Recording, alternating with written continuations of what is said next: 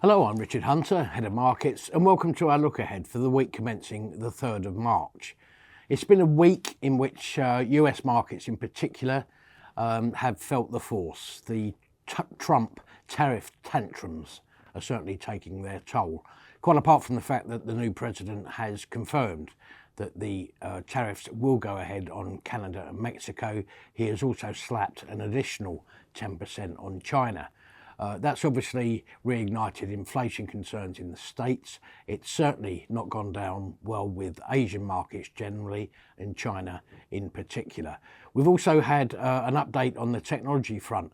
Nvidia, the market darling, posted some very strong results, but its shares declined by around 8.5% following the results because the margin and revenue beat was slightly lower than expected, and of course it's against very high expectations. The net result of that is that the shares are actually down by 13% so far this year, although if you take it back a year they remain up by 55%. But it does go to show just what high expectations Nvidia are under. Throughout that turmoil, the UK market is still keeping its head above water very strongly, both in terms of its defensive attributes, which seems to be attracting new investment, and also towards the end of the week, some kinder words potentially between the UK and the US in terms of tariffs. So, in the year to date, the Dow Jones is now up by just 1.6%. The S&P 500 has slipped into negative territory, it's down 0.3%. The Nasdaq is down 4%, and as we say, the FTSE 100 is something of an outlier, being up by 7.3% so far this year. Turning to next week, there's some gambling companies taking centre stage, the first of which is Flutter Entertainment. This is a company which is home to brands such as Betfair and Paddy Power. Shares are up about 27% over the last year. That could be partly because Flutter lost its FTSE 100 status because it chose to transfer its primary listing to New York, where obviously there's bigger liquidity pools and companies tend to be rated higher. That comes despite a projected fall in US revenues and what the company describes as some particularly customer-friendly sports results. So we'll have to see what sort of impact that has.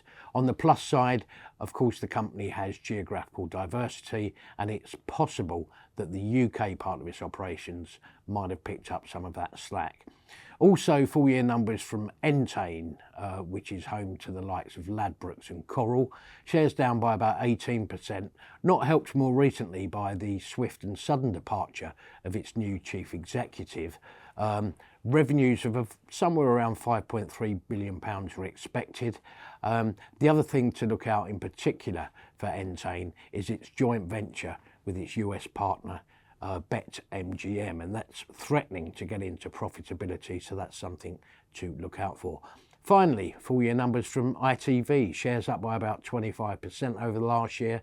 Remains an interesting one, ITV. This is where traditionally it relied on advertising income, of course, but more recently it's been trying to bolster its ITV Studios business, where it makes programmes not only for itself but also selling on to other channels across the globe. Unfortunately, when we last heard from them in November, revenues were down about 20% in ITV Studios, still feeling the lingering effects of the writers and actors strike. So some improvement is expected in Q4, and that needs to come back because revenues overall in the year to date up to the third quarter were down by about 8%.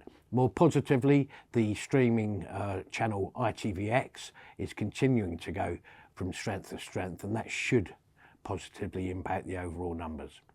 Thank you for watching. Have a great week.